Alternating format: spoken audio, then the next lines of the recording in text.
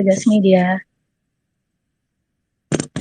Nah, sebentar ya, saya add dulu teman-teman pembicara hari ini, malam ini.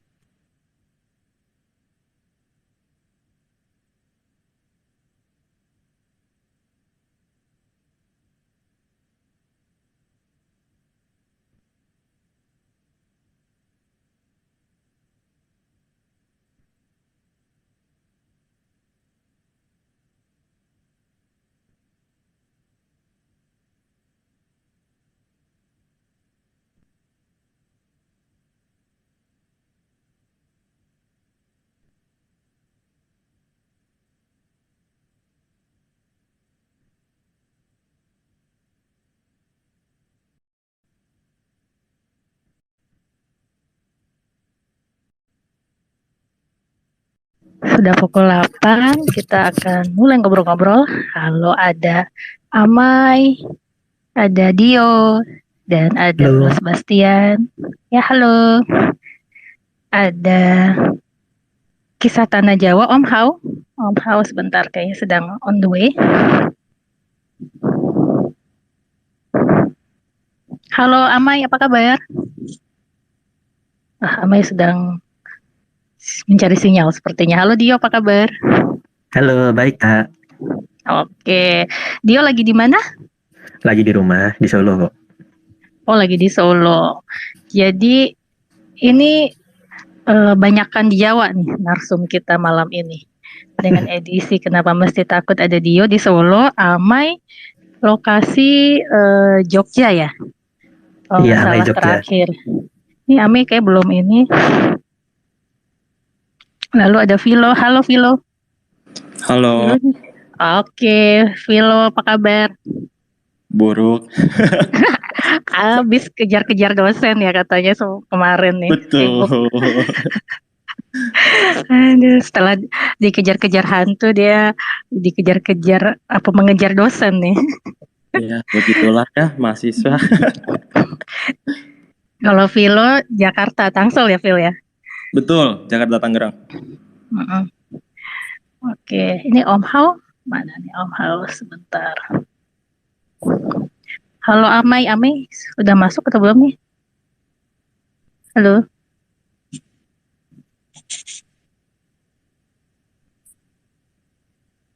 Ya, kita mulai aja ya obrolannya sambil eh menantikan teman-teman pembicara yang lainnya. Om Hao dan Amei. Amei, apakah ada trouble nih? Kita ngobrol, ini temanya adalah kenapa mesti takut. Aku ngobrol yang lokasi terdekat dari Gagas dulu deh, Vilo nih, yang di Tangsel.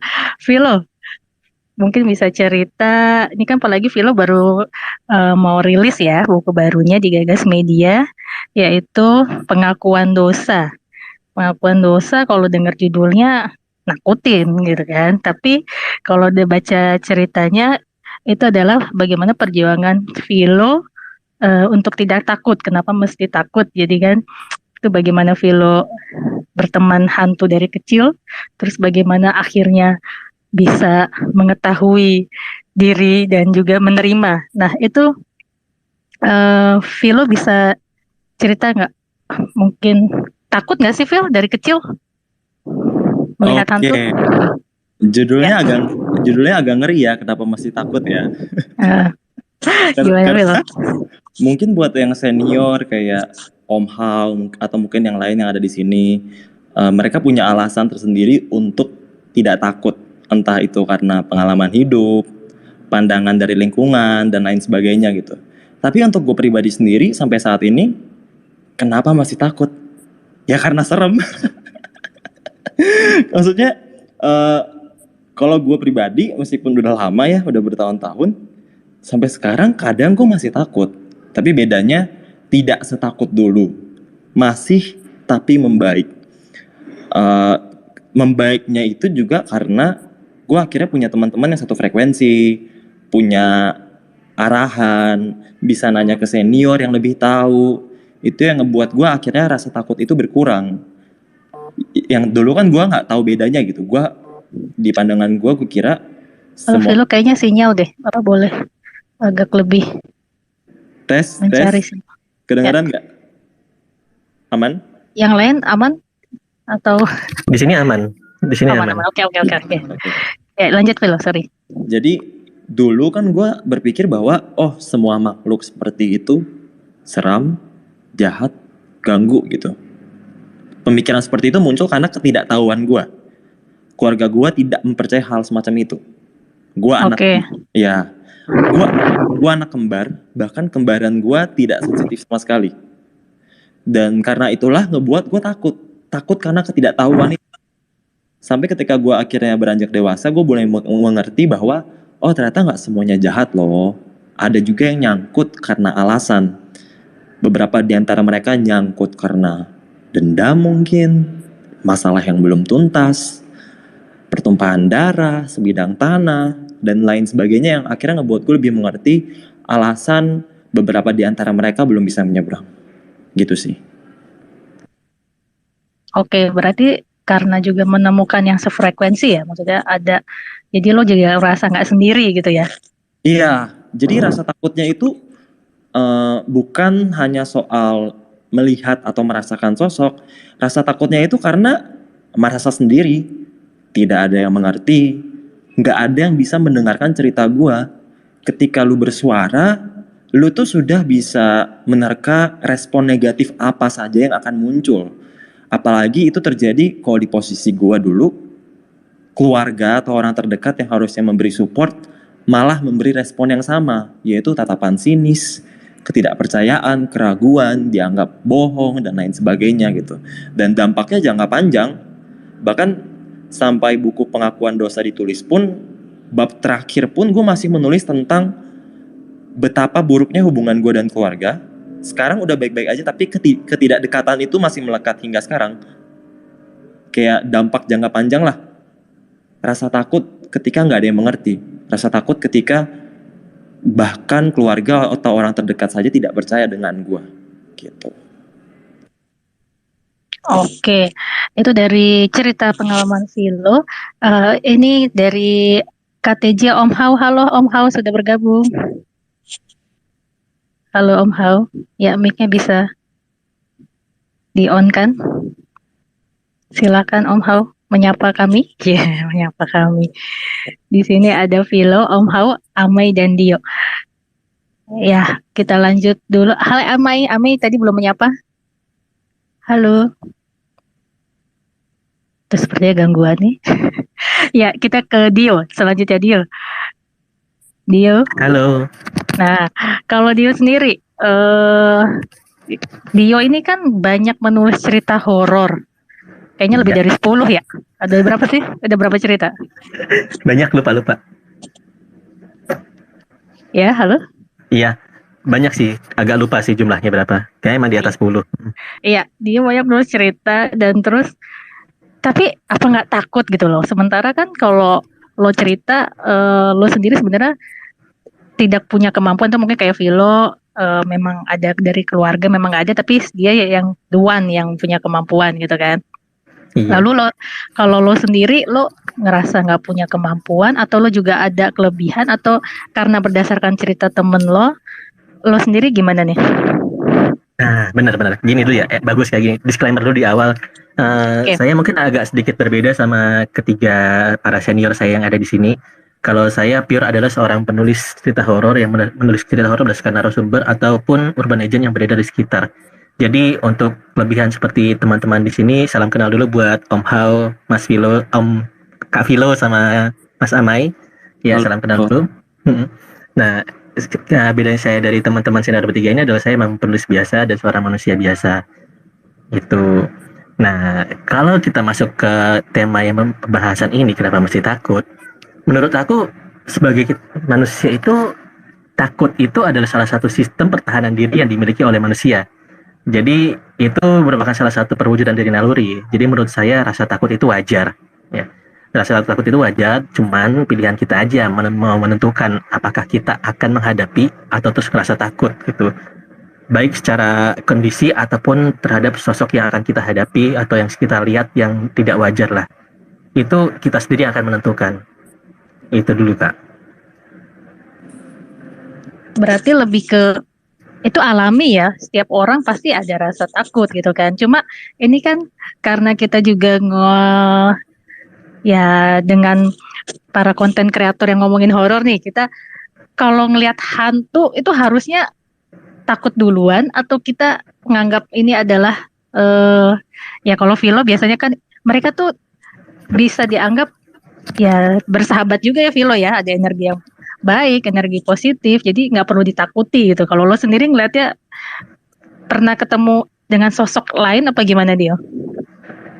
Ini ya apa namanya, kalau aku ngebangun logika ya selama ini, jadi istilahnya kan saya nggak bisa ngelihat tapi mereka bisa menampakkan, kan kurang lebih kan begitu kan. Apalagi kalau misalnya hobi saya kan travel vlog dan kadang-kadang masuk ke belusukan-belusukan ke daerah-daerah yang agak pedalaman, ya hampir pasti menemukan sosok-sosok kayak gitu. Cuman satu hal yang ditanamin di logika logika saya, apa namanya, menemukan mereka, melihat mereka sama melihat hewan buas atau hewan liar atau hewan yang berbahaya, itu kurang lebih rasa takutnya sama. Cuman resikonya lebih, kalau buat saya yang selama ini ya, resikonya tuh lebih besar ketemu seperti itu. Entah ketemu hewan buas, entah begal atau apa. Contohnya kalau misalnya kita lagi ke Alas Roban, mau ketemu sosok di sana sama mau ketemu begal sama. Ya, tapi resikonya lebih besar yang di begal. Jadi istilahnya aku udah menanamkan logika di awal bahwa eh, lebih aman ketemu sama mereka dibanding ketemu sama yang tadi saya sebutin itu. Gitu. Jadi ada kaum mending-mending lah. Jadi kalau misalnya udah ketemu, udah ngeliat hal kayak gitu, ya udah kita udah tahu apa harus bereaksi seperti apa. Pilihannya antara kalau misalnya kaget ya lari, kalau misalnya masih bisa diterima dengan rasa takut kita, ya kita doain. Kadang mereka kan memunculkan diri untuk minta dibantu untuk disempurnakan kan ya. Itu. Oke. Halo, kita sapa dulu Om Hao. Apa kabar? Halo, Halo Om Hao. ya. Ya, Om Hao, apa kabar? Selamat Ya, selamat malam. rayu bagi kita semuanya. Assalamualaikum warahmatullahi wabarakatuh.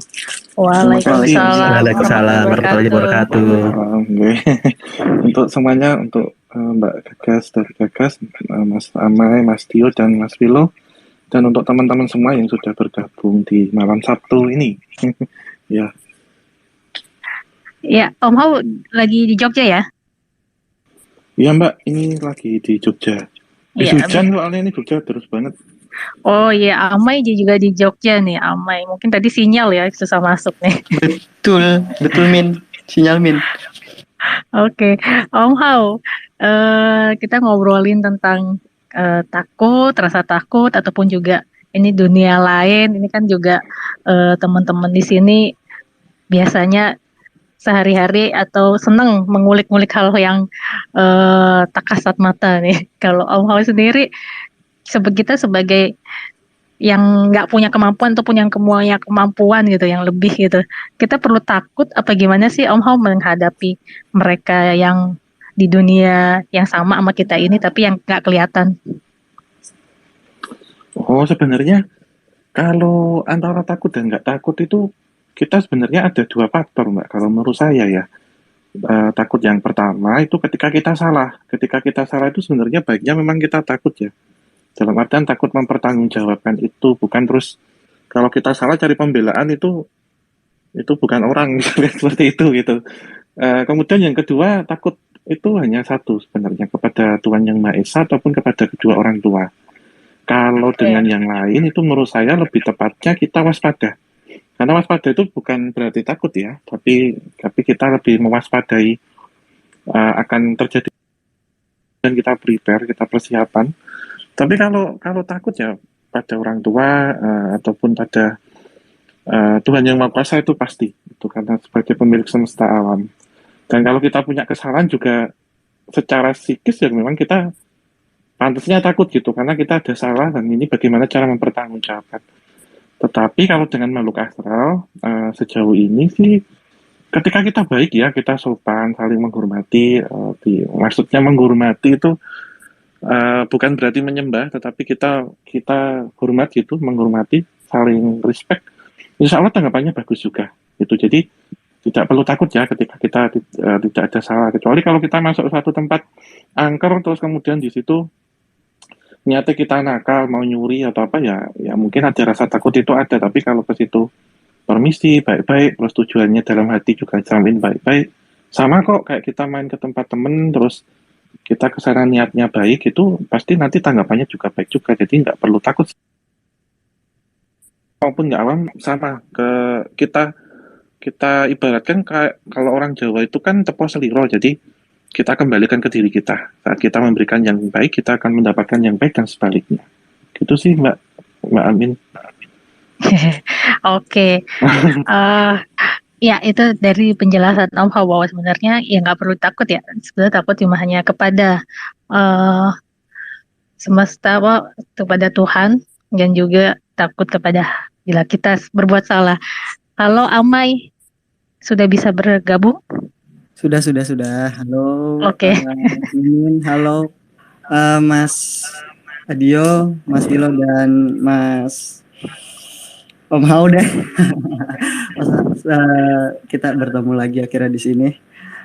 Kalau menurutku sebenarnya bukan takut ya, tapi lebih ke kaget kali ya. Karena ya basicnya kalau menurut saya manusia itu takut sama yang belum kita ketahui. Jadi kalau misalkan kita udah tahu apa yang ada di situ, ya gak bakalan takut gitu. Jadinya cuman kaget. Gitu. Kalau kita udah sering lihat ya, kita sering sebutlah sosoknya yang sering muncul ya, pocong atau kuntilanak. Kalau kita udah tahu di suatu tempat itu ada pocong dan kelihatan, walaupun dan atau enggak kita udah tahu di situ ada sesuatunya, ya pasti kita cuma waspada, bener tadi seperti kata Om Hao. Gitu loh. Jadi simpelnya ya kita cuma bakal kaget doang. Soalnya mereka emang suka ngagetin sih. Oke. Amai ini latarnya turunan ya. Kalau berdasarkan aku pernah baca tweetnya, bagaimana punya kemampuan untuk melihat atau gimana, Mai? Iya, jadi gimana yang jelasinnya ya? Aku punya keturunan dan tanggung jawab juga buat bantuin teman-teman yang membutuhkan dalam hal bidang-bidang yang berbau dengan mistis ya, terutama santet, pelet dan sebagainya gitu. Jadi aku ada tanggung jawab buat ke situ gitu sih Pak. Oke. Kalau tadi kan katanya berarti kita nggak perlu takut sama hal-hal, ya kita takut karena kita nggak tahu. Nah, kita balik lagi ke Vilo. Halo Vilo. Halo. Nah, kalau Vilo kan mengetahuinya katanya baru sadar pas lagi sekolah ya, pas lagi Iya. SMA. Nah, itu tuh malah tambah takut ketika tahu, ketika menyadari, atau malah kalau aku baca ceritanya kan awalnya malah denial ya. Iya. Padahal akrab dari kecil. Iya, Gimana betul. Vilo? Jadi denial gua itu tercipta karena lingkungan keluarga. Balik lagi, gue lahir di sebuah keluarga Chinese kolot yang di rumah masih pakai bahasa Chinese dan punya kepercayaan Katolik. Jadi mereka itu nggak mempercayai hal semacam itu. Mereka sangat logis, kayak mereka malah lebih percaya ke kebiasaan orang Chinese gitu. Kayak misalnya lu lihat hantu lah, atau lu diganggu atau apapun itu, mereka akan bilang, paling kamu kurang tidur, paling kamu panas dalam, hal-hal semacam itulah. Jadi meskipun pandangan agama Katolik percaya dengan hal semacam itu, tetap biasanya pandangan ras lebih kental. Jadi gua itu waktu kecil itu udah sering diganggu, lihat yang aneh-aneh, dan gak bisa nyeritain itu ke keluarga, karena keluarga gak percaya hal semacam itu. Ditambah lagi, gue tinggal di lingkup Tangerang pinggir, yang dimana warganya itu masih punya kebiasaan, kalau misalnya ada keluarga yang meninggal, mereka akan kubur di belakang rumah. Nah, itulah yang ngebuat akhirnya gangguan-gangguan yang ada itu meningkat. Kemudian, karena ketidakpercayaan dari pandangan keluarga itu, gue denial. Gue memutuskan untuk, ayolah, yaudahlah Phil, paling cuma mimpi buruk, paling sebentar hilang gitu. Tapi kok lama-kelamaan sering bertambahnya umur, gangguan itu meningkat drastis. Mulai dari yang awalnya cuma suara, tiba-tiba jadi lihat, sentuhan fisik, cekekan, teriak, dan lain sebagainya gitu. Nah, karena gua sekolah di sekolah swasta Katolik, kalau di Katolik itu ada yang namanya aktivitas pengakuan dosa. Jadi mungkin buat pendengar yang ada di sini, kalau kalian pernah nonton film horor, mostly film horor itu kan Katolik. Biasanya ada aktivitas pengakuan dosa di mana si umat itu melakukan pengakuan dosa Jadi dia mengaku dosa-dosanya di dalam sebuah bilik kayu. Nah, dalam aktivitas pengakuan dosa itu ada syarat atau aturan yang nggak boleh dilanggar. Salah satunya adalah ketika si umat mengaku dosa, pemuka agama itu nggak boleh melihat wajah orang yang mengaku dosa. Jadi kayak ada bilik kayu kan. Bilik kayu itu sebagai pembatas supaya umat yang mengaku dosa itu merasa tenang dan lega. Dia udah mengaku dosa dan si pemuka agama nggak tahu atau nggak ingat siapa yang ngaku dosa itu. Jadi gue diberi syarat untuk Phil, lu coba deh lakuin pengakuan dosa supaya lu lebih tenang. Mungkin itu cuma mimpi buruk. Jadi gue melakukan pengakuan dosa di SMA dengan niatan untuk ditenangkan. Sembari gue mengaku dosa, gue cerita tentang gangguan yang gue alami.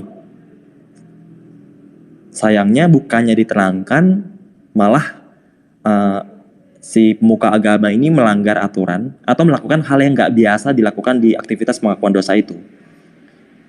Pada saat gue cerita gue diganggu, secara tiba-tiba si pemuka agama, kalau di Katolik sebutannya romo atau pastor, dia malah ngebuka pembatas bilik kayu yang harusnya gak boleh. Dia lihat ke gue, dia pegang tangan gue, dia bilang, Vilo, kamu yang sabar. Awalnya dia nanya nama gue dulu, gue bilang namaku Vilo Romo. Vilo, kamu yang sabar, kamu jangan takut, kamu gak kenapa-napa, tapi pulang dari sini kamu harus mengikuti 3 syarat dari saya.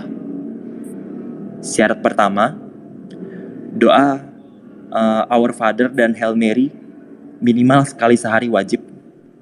Syarat kedua, minta holy water, minum, tebar sekitar rumah. Syarat ketiga, bawa rosario yang sudah diberkati kemanapun kamu pergi. Jangan langgar 3 syarat ini. Ya udah, dari situlah gue sadar, oke, ada yang aneh, ada yang nggak beres gitu.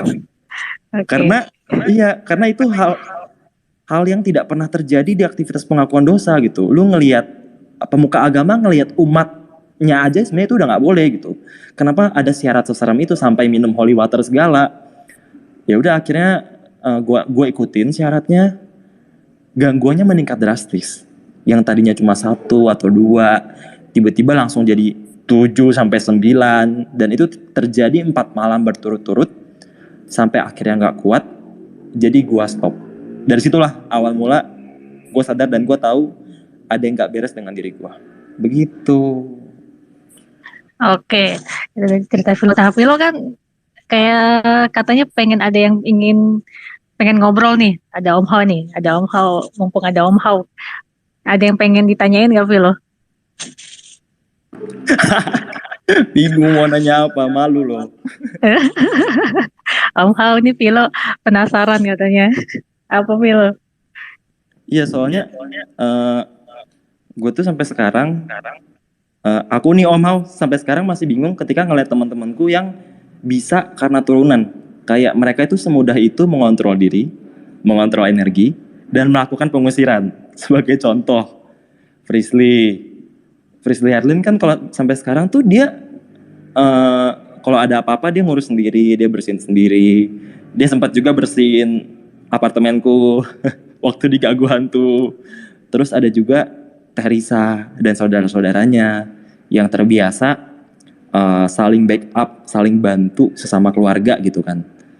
Nah, aku yang terlahir sendiri di keluarga Chinese kolot, di mana keluarga nggak ada yang percaya, kembaran juga nggak bisa, aku anak kembar, itu suka bingung gitu. Kayak gimana cara ngatasinnya, terus solusinya gimana, karena udah dari SMA sampai sekarang itu berarti udah 7-8 tahun, itu sampai sekarang masih nggak bisa ngusir, masih nggak bisa membersihkan diri sendiri, kayak masih gampang terbawa perasaan, bahkan kadang tertipu dengan kebohongan. Jadi meskipun udah diajarin ya, sempat diajarin juga sama Mbak Sarah, Vilo kamu tuh bikin barir, kamu tuh bikin pelindung, jangan membiarkan mereka mendekat. Tetap nggak bisa, ketempelan terus, ini aja lagi ketempelan. Ada saran atau masukan terus gak? Wah, ini untuk nanya ke Master nih, Om Hao, kira-kira bisa sharing nggak untuk sesama Master nih? Master apa Mbak? Masih sama-sama belajar semua di sini Mbak. Cuman, halo, masuk ya? Masuk Om. Masuk kok Om. Okay. Kalau saya sama Mas Vilo itu sebenarnya sama. Kita nggak ada keturunan, saya pun juga sama. Di jadi 11-12 Mas kita itu dari kecil sampai sekarang itu ya kadang ya keluarga nggak tahu karena ya maksudnya nggak ada garis seperti itu termasuk adik saya, sepupu ataupun orang tua bahkan kakek nenek yang masih satu garis ya. Tapi nggak tahu kalau dari leluhur keberapa itu mungkin ada ya. Tapi kalau saya sendiri sih nggak ada. Jadi sama termasuk waktu kecil pun apa ya yang tahu itu almarhum Simba sih dulu. Cuman saya kan mikir kalau orang bisa itu kan mesti nek nggak keturunan darah biru misalkan gitu atau belajar gitu kan nurun gitu ya. Tapi baru bisa nerima ya 2013 waktu itu pas ngurusi tentang bangunan-bangunan tua contohnya seperti itu. Tapi kalau cara kita ini ya recharge energi ataupun misal kita kehabisan, kalau saya pribadi nyari nyari satu yang saya sukai gitu, entah itu kulineran contohnya jalan-jalan gitu terus recharge-nya apa dengan air gitu dengan unsur air atau ini mungkin unik ya ini yang saya suka gitu naik kereta api atau lihat kereta api itu seneng gitu misalnya udah recharge sendiri tapi kalau pengalaman misalkan kemudian saya menolak ataupun saya tidak mau itu ibaratnya kayak dililit ular. Jadi kalau kita semakin berontak ataupun kita lilitannya itu semakin kuat. Jadi ibarat kata saya cukuplah kayak gini lihat seperti ini misalkan gitu. Itu malah semakin dideketin atau dikasih tanda kutipnya itu proyek baru gitu untuk ngerjain ini, ngerjain itu gitu. Jadi ya ngalir gitu. Let it flow aja kita ngalir pelan. Nanti ketemu siapa. Cuman kalau untuk benteng sih paling ini sih Mas. Kalau saya sendiri sih kadang nggak tahu ya. Bentengnya itu otomatis gitu mungkin. Tapi kalau udah ngerasa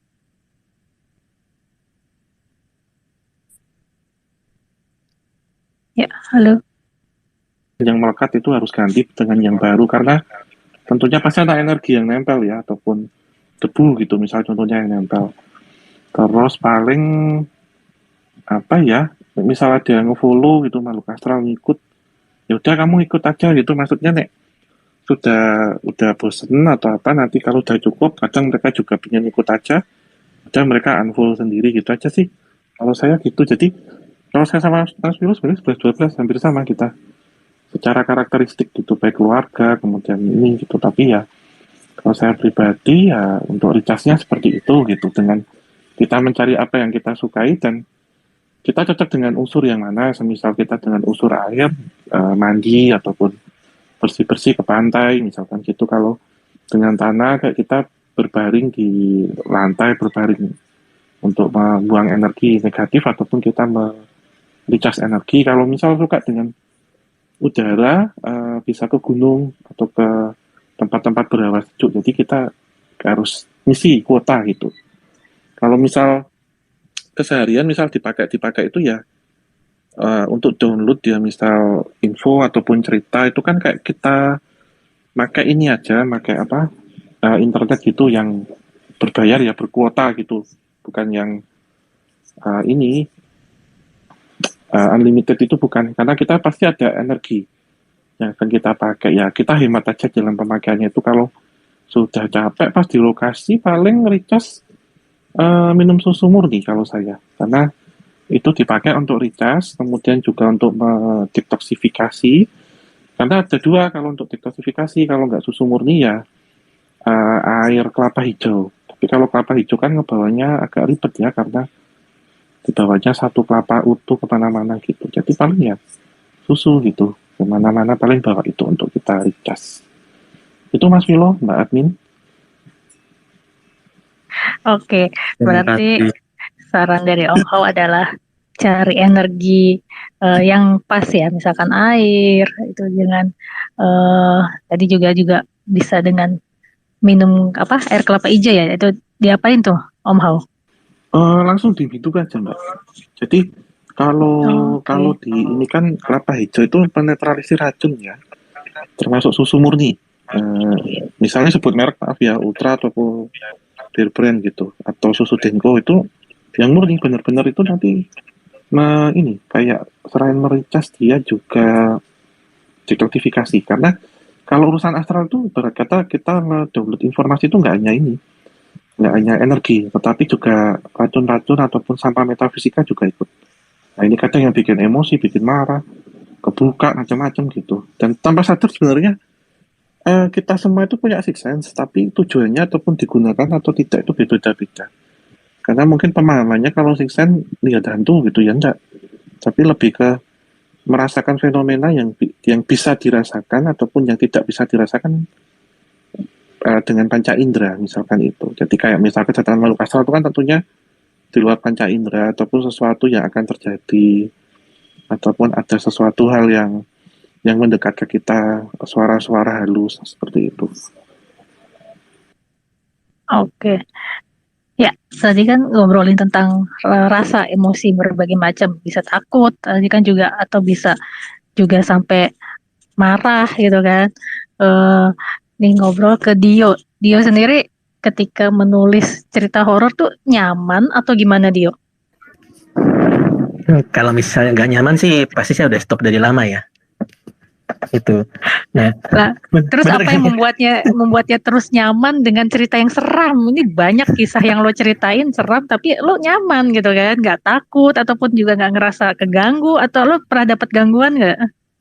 Kalau gangguan sih pasti ada ya. Cuman aku punya trik sendiri untuk gimana supaya tulisan saya itu nggak mengundang emosi atau mengundang apa namanya yang tokoh-tokoh yang saya ceritain itu merasa terganggu gitu. Jadi kalau misalnya saya menceritakan sebuah tempat, pasti akan saya samarkan dan saya search di Google tuh apa namanya nama tempat ini ada nggak di Google. Kalau misalnya nggak ada, nama itu aku pakai.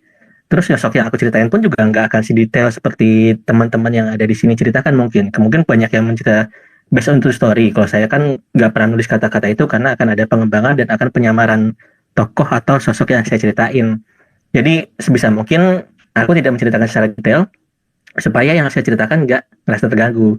Tapi ada yang hal-hal aneh yang emang di beberapa cerita yang aku sempat dapat narasumber dari Blitar, dia menceritakan tentang Trah 12 Rojo yang punya pusaka masing-masing itu. Dan pada saat saya nulis itu emang perasaan rasa yang saya rasain itu ya kadang tubuh agak berat, kadang kayak ada yang merhatiin dari belakang, tapi mereka nggak ngelakuin apa-apa ya. Dan yang perasaannya aku terima itu aku anggap sebagai hal medis, entah itu pegel, ya berhenti dulu terus nanti lanjut nulis lagi. Entah itu ngerasa pusing, ya udah minum dulu, makan dulu atau ngapain dulu lanjut nulis lagi gitu. Walaupun itu sempat akhirnya menjadi pelajaran buat saya. Kalau misalnya saya nulis gamblang itu pengaruhnya akan ke pembaca, bahkan sampai ada yang baca tulisan saya sampai muntah-muntah, DM ke saya cerita, ada yang baca tulisan saya tiba-tiba ngerasain apa yang saya rasain. Nah itu akhirnya jadi pelajaran buat saya untuk menyamarkan sosok-sosok yang saya ceritain itu. Jadi untuk sekarang sih begitu udah mengalami fase itu, ya sudah, udah hampir nggak pernah ngerasain. Paling kalaupun ada, saya anggap sebagai hal medis, bukan sebagai hal mistis. Itu sih Kak Min. Oke, tapi kalau lo sendiri berarti ya nggak mengalami kendala saat nulis. Lo ketika sukanya nulis malam atau pagi atau ada waktu tertentu? Kalau kan kerja ya, office hour, jadi aku nulis tuh sekitar jam 8 sampai jam 11 rata-rata. Kalau lagi kasih kan paling sampai jam 1. Pasti jam segitu sih, jarang di bawah jam itu. Oke, berarti sungguh berani ya. Ini kan di sini juga yang mendengarkan ada para penulis horor yang kemarin baru terbit di Gagas itu Kuyang nih, ada Bang Ben nih, Bang Ben Ada aja, Bang Ben. Bang Ben yang nulis Kuyang yang asli Kalimantan aja dia menghindari tulis malam karena takut. Nanti kita ngobrol-ngobrol Bang Ben. Nah, lanjut nih kalau Amai sendiri, jadi kondisinya Amai itu kalau ngelihat mereka yang tak kasat mata ini udah nggak takut atau lebih ke Hai bro gitu ya atau gimana nih Mai? Kalau ngelihat sih ya karena udah saking terbiasanya karena emang dari dulu ya itu paling ya kayak tiba-tiba muncul di sela-sela mana gitu yang surprise kayak gitu kan, itu yang bikin kaget, takut mah enggak gitu loh.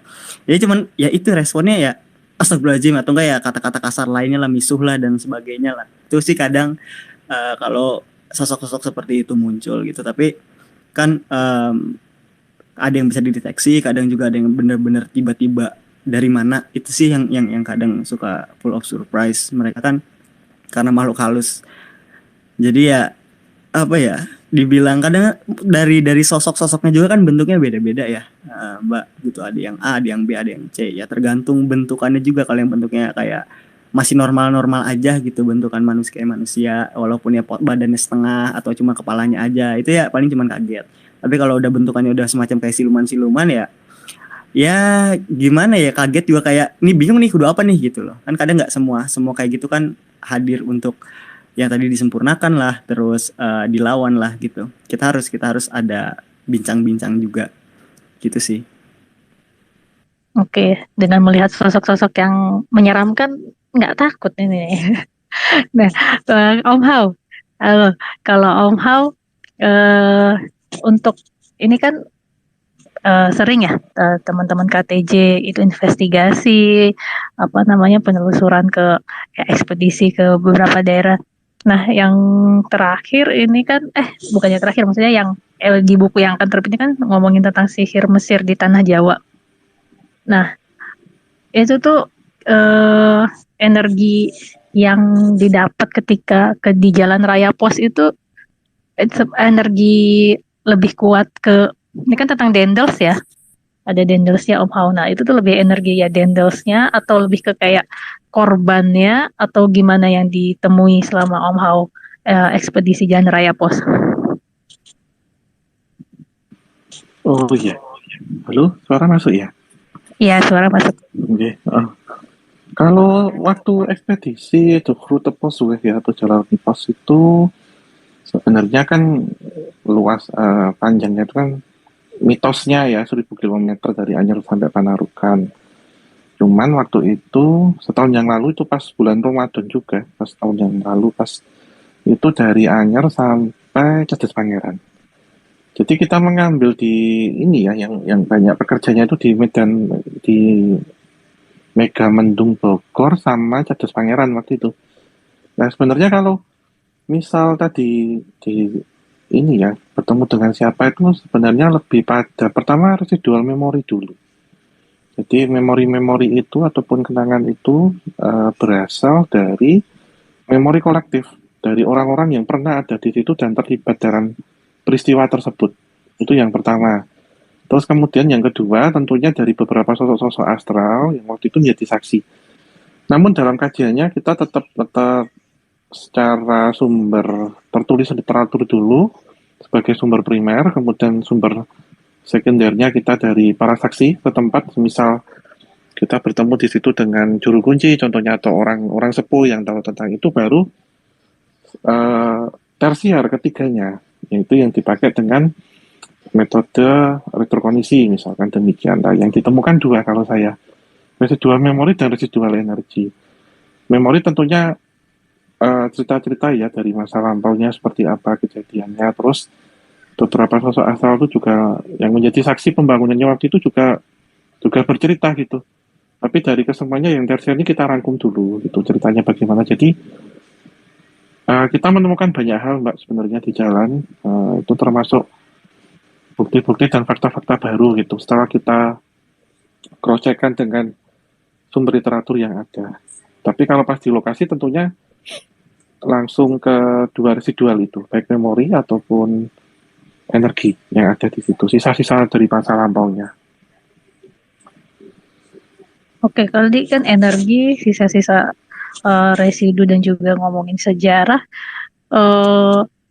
yang ditemui itu lebih ke sejarah kelam atau gimana Om? Karena kan kalau aku tahu nih bahwa ternyata kan ya Jalan Raya Pos jadi bermanfaat kan, maksudnya sebenarnya memang tujuannya mulia lah gitu kan, untuk biar melancarkan transportasi, terus juga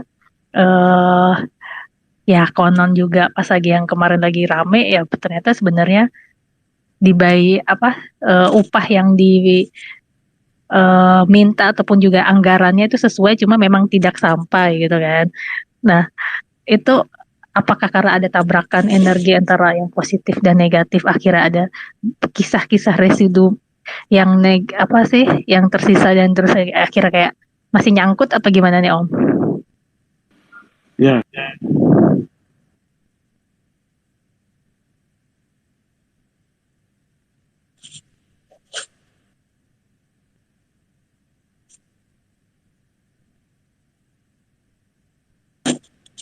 Aduh.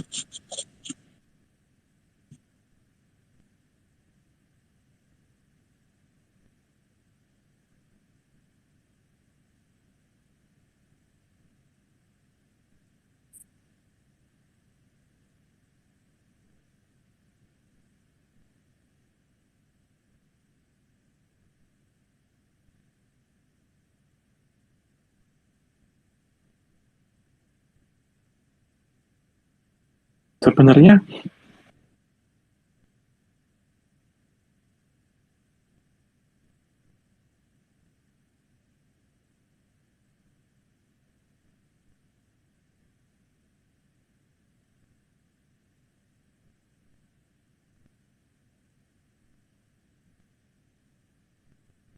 Ya, halo. Halo yang lain? Ya, Cek Kak, Om Hao tadi nggak ada suara tuh gimana? ini belum ada Oh, suaranya. ya udah, berarti tadi aku sampai keluar dan masuk lagi. Berarti memang kayaknya sinyal kali. ya, Oke. nanti gitu.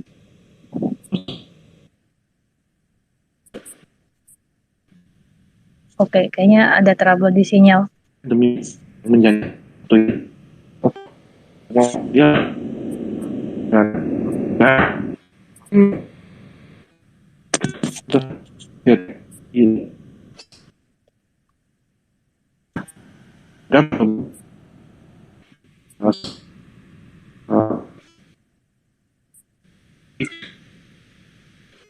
mati Halo Om Hao, tuh kayaknya masih belum stabil ya. nanti Ya, di saya putus-putus sih. Iya, oke. Katanya hujan deras di Jogja. Oke. Sepertinya sinyal, nanti kita terhubung lagi Om Hao. Masih terputus-putus. Oke. Kayaknya sinyal Om Hao nih agak ini. Mungkin bisa coba join lagi. Ya, ini semakin malam kita semakin rame. Nah, kalau dari teman-teman di sini yang mendengar, mungkin bisa kalau ada yang mau bertanya, silahkan invite ask to speak. Nanti saya coba approve teman-teman yang ingin bertanya. Ini ada. Oke. Halo. Ya, halo. Nah, ini ada pendengar gagas bisa tidur atau Agung Nugroho dari dia sibuk di Gagas Media juga sebagai desainer dan punya cerita horor. Dia juga yang menggambar cover-cover dari Vilo dan juga bentar kayaknya Om Hao lagi keluar sebentar aku add. Ya, kira-kira Agung bisa cerita nggak pengalamannya? Atau mungkin ada yang tanyain ke Amai, Dio, ataupun Vilo, silakan. Pas banget yang disebut pertama Amai. Halo semua, Amai, Dio, Vilo, Om Hao, dan teman-teman yang ada di sini. Ramai banget ini, serius. Malam Kak. Aku tuh kemarin nulis cerita juga di Twitter dan ternyata responnya bagus juga gitu loh. Terus aku lebih pingin tanya sama Amai sebenarnya karena kayaknya sama deh nasib kita gitu loh. Jadi kalau Amai kan bantu Bapak juga ya untuk beresin hal-hal yang berbau metafisika gitu kan, santet, teluh, pelet kayak gitu-gitu kan. Terus juga udah terbiasa dengan hal-hal mistis. Nah, aku nggak bantu sih, cuma bapakku juga seperti itu gitu. Kita dulu juga aku dulu waktu kecil juga sering dapat santet, sering dapat gangguan-gangguan kayak gitu. Terus juga kemarin bulan Desember lalu bapak tuh udah ngomong ya, udah pesan masalah untuk kepenerusan yang harus diteruskan gitu kepadaku. Sumpah kok kayak tanggung jawabnya besar gitu loh. Nah, aku mau tanya, apakah sebesar itu tanggung jawab yang harus diemban sebagai keturunan dari orang-orang yang punya kemampuan-kemampuan gitu loh Mas Amai. Apakah itu bisa ditolak atau bisa diabaikan atau memang perlu untuk diambil gitu. Oke, ini menarik nih. Kalau tadi kan Om Hao cerita punya pengalaman sama seperti Vilo, keluarganya nggak ada, tapi ya dapatlah yang apa istimewa karunianya. Kalau Amai sama Agung sih sama Amai mungkin bisa sharing apa pengalamannya Mai. Waduh. Berat ya memang ya. Jadi sebenarnya yang harus kita ketahui sih sebenarnya dengan kita punya kemampuan dan tanggung jawab ini bukan berarti kita yang paling hebat atau yang paling kuat gitu. Sebenarnya emang tanggung jawabnya yang berat. Gak ada orang-orang yang supranaturalis, jago metafisik dan lain-lain, gak ada yang hebat. Semuanya kita sama. Cuman ya itu tanggung jawabnya yang susah.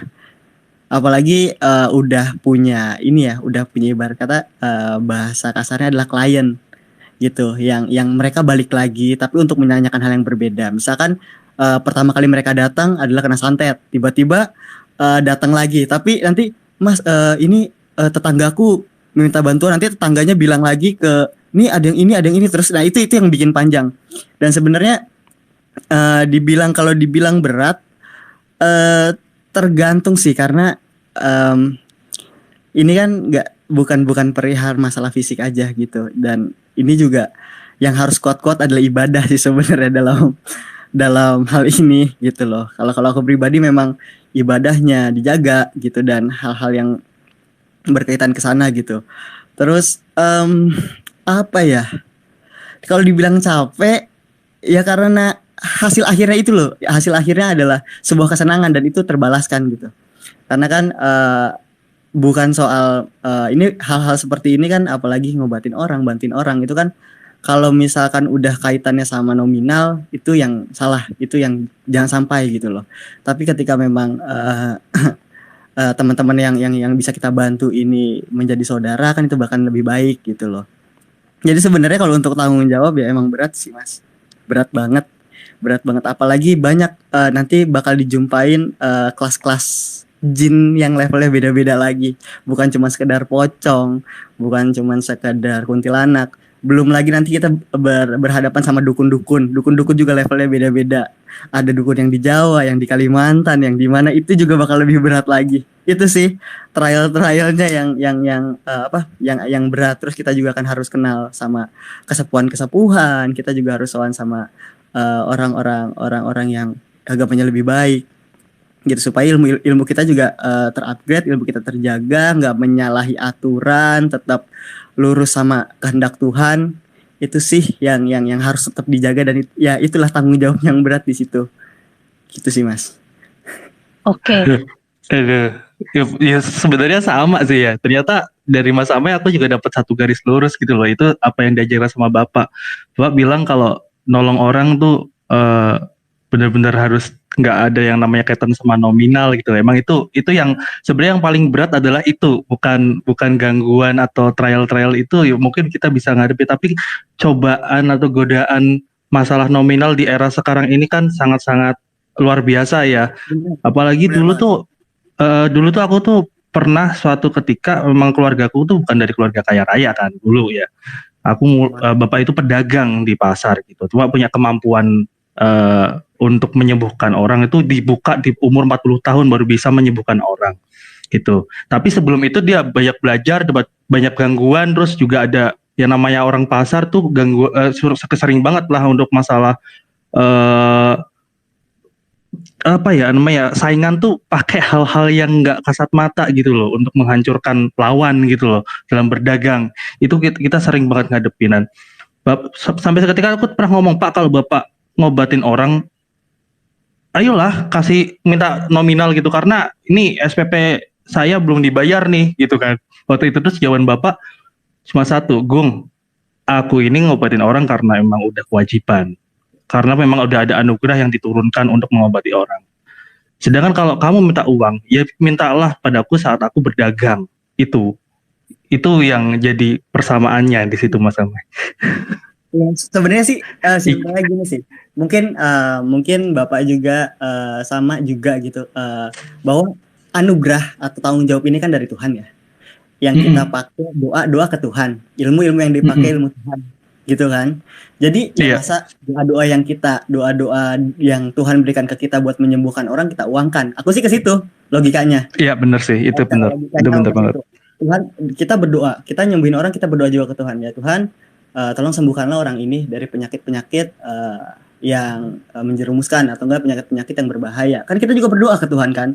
Kita sebagai healer lah sebutnya, kita sebagai healer juga kita ngedoa, dan sebagai yang korbannya juga berdoa gitu. Jadi tetap garis lurus semua ke Tuhan gitu loh. Itu sih kalau aku sih lebih ke sana gitu. Ya dari Tuhan kembali ke Tuhan gitu. Kalau diambil apa enggak nih? Karena Bapak udah ngomong gitu. Kalau masalah ambil nggak diambil sebenarnya sih Mas, hati sih ada biasanya kalau misalkan udah legasi itu diambil gitu ya, udah itu pasti bakal ketemu terus dimanapun Mas nginjakin kaki, pasti ketemu terus hal-hal seperti itu, mau dimanapun, nggak bisa dipungkiri. Iya sih ya itu bener. Ya, Agung sudah tercerahkan dengan obrolan malam ini. Nah, aku penasaran, tadi kan juga Amoy cerita juga ya tahulah cara untuk bikin barrier juga untuk ini. Tadi kan juga baru sempat juga ngerespon Philo, Om How, atau mungkin dari Amoy tadi dari pertanyaannya Philo yang sebelumnya itu, bagaimana bikin barrier, bagaimana bikin supaya kalau kata Philo, gue menyadari ini tapi gue nggak bisa ngusir gitu kan. Mungkin Amoy ada saran? Iya, habis soalnya tiap mau bikin barrier malah jadi manggil. Sebenarnya gini Mas Philo, sebenarnya kalau aku satu sih, pertama keyakinanku terhadap pencipta barrier itu, yaitu Tuhan. Dengan kita yakin banget tujuan kita apa, mau ngapain, apalagi kita dalam keadaan terdesak ya, pasti kan itu bukan terprepare, pasti dadakan terus, tiba-tiba hal seperti itu datang, entah tiba-tiba ada yang ngikutin, entah tiba-tiba ada yang ngirim juga gitu. Dan itu sebenarnya dari keyakinan, dan selanjutnya ada doa dan keyakinan itu disinambungkan. Medianya, nah tadi benar kata aku sepakat sama Om Hao, adalah air. Kalau aku air, medianya air, bisa diminum, bisa dipakai buat mandi, itu juga bisa buat healing sama barrier gitu. Kalau misalkan di Muslim itu kita ada wudhu kan. Nah kita kalau di Muslim biasanya dengan wudhu. Tapi biasanya kalau aku buat nyaranin ke teman-teman yang lain, coba aja doain airnya terus dipakai cuci muka, atau dipakai dilap di leher bagian belakang, karena biasanya jin, setan, makhluk-makhluk seperti itu masuk melewati punuk sebutannya. Tengkuk ya, tengkuk bagian belakang itu sih. Dan ya harus yakin banget. Dan aku rasa kalau misalkan kita udah coba barrier tapi kitanya masih takut, itu bakal useless. Itu sih menurutku sih, Mas Philo. Philo gimana? Makasih masukannya. Nah, sebenarnya masalah lainnya adalah aku ngeliat kan kalau temen-temenku gangguannya itu misalnya mereka melihat langsung, terus merasakan langsung, berbincang langsung. Nah, sedangkan gangguan yang aku alami ini dari awal udah agak beda dan aneh gitu. Jadi dari awal mula aku melihat dan merasakan dan gangguan itu bukan karena aku melihat mereka, tapi karena aku mampir ke dunia mereka. Dan itu tuh sering terjadi sampai lost control. Sampai misalnya setiap tidur tiba-tiba lepas dari badan. Lagi ujian di sekolah, lepas dari badan. Nah, rasa takut itu yang ngebuat gua nggak bisa ngontrol. Karena ternyata ketika lagi lepas dari badan itu manusia, ditambah gangguannya bisa sentuhan fisik. Maka dari itu gue sempat ketakutan dan nyari orang untuk nutup, lompat dari pemuka agama, dari yang satu ke yang lain, entah itu ke pendeta, romo, ustadz, sampai ke vihara gitu kan. Udah sempat nutup, dan benar kata Om Hao, semakin menolak malah semakin kelilit, semakin parah. Tapi ketika mencoba menerima, sulit untuk terbiasa gitu. Susah banget buat terbiasa, apalagi ketika bisa sentuhan fisik. Kayak mereka tuh ganggunya udah yang nyekek, terus jambak, masuknya itu udah bukan dari belakang kepala, tapi langsung lewat mulut. Tentu kan kalau kayak gitu namanya orang lagi masih sekolah, nangis dong.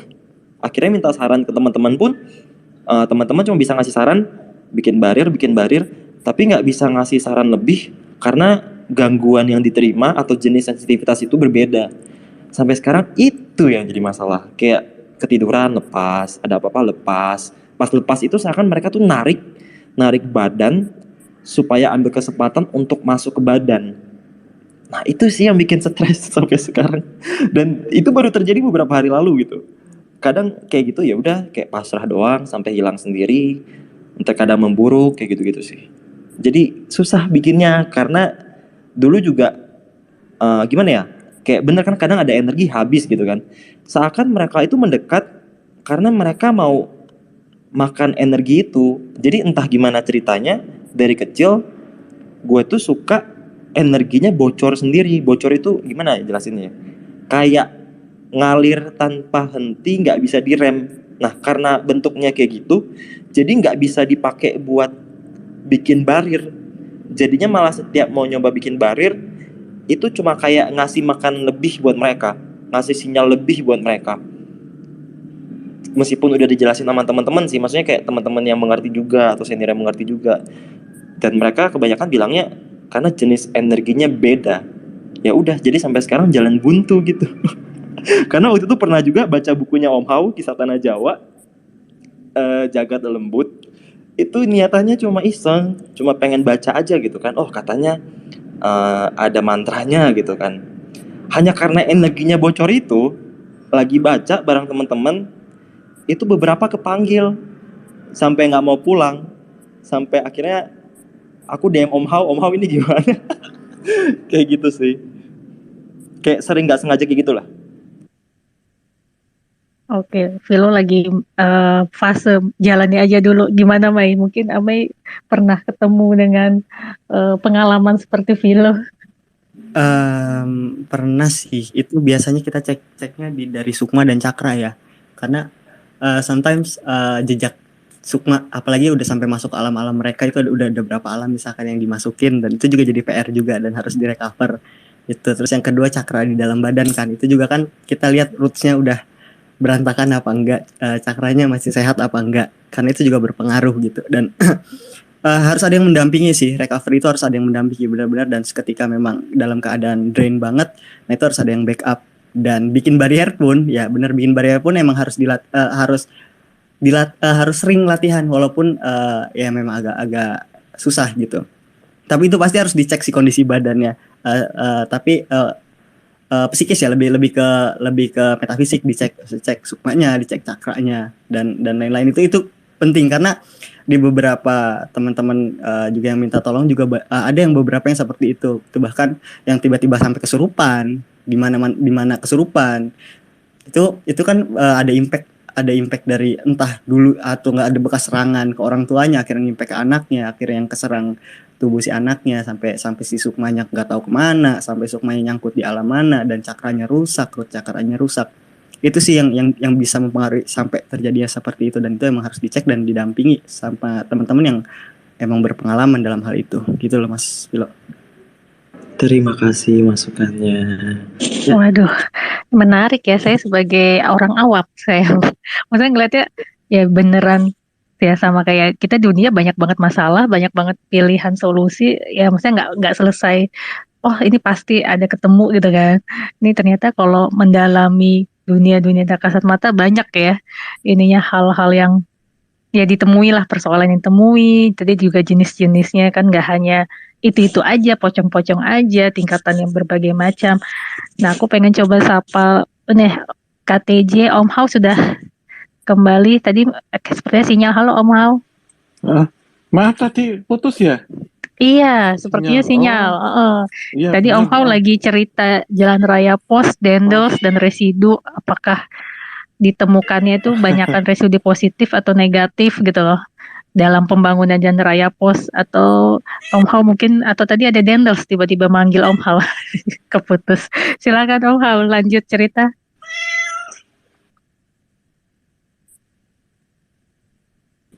Oh iya. Ya.